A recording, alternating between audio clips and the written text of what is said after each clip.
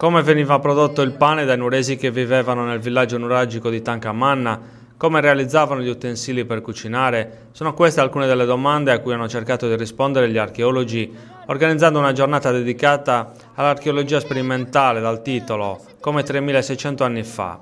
Gli studiosi hanno allestito i forni per la ceramica e una cucina in cui preparare il pane, un'attività inserita nel programma delle attività di ricerca scientifica e valorizzazione del sito del nuraghe di Tancamanna a Nuoro. L'attività è coordinata dall'assessorato all'ambiente del Comune in collaborazione con il Dipartimento di Storia, Cultura e Civiltà dell'Università di Bologna e la Sovrintendenza ai Beni Archeologici.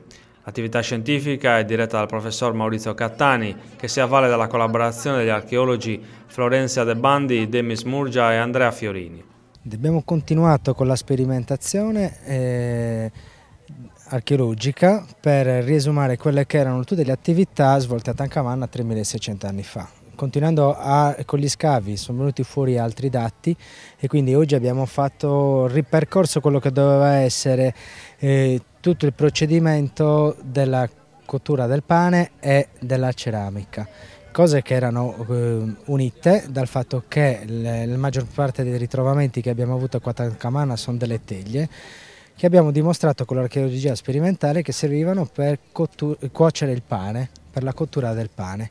Quindi stiamo riproducendo queste teglie, le stiamo cuocendo e le stiamo utilizzando per cuocere il pane. Cosa sta facendo? Allora, io in questo momento sto impastando il pane, che stiamo provando la cottura del pane nelle teglie che abbiamo riprodotto con l'archeologia sperimentale, teglie fatte d'argilla che sono quelle che troviamo nello scavo.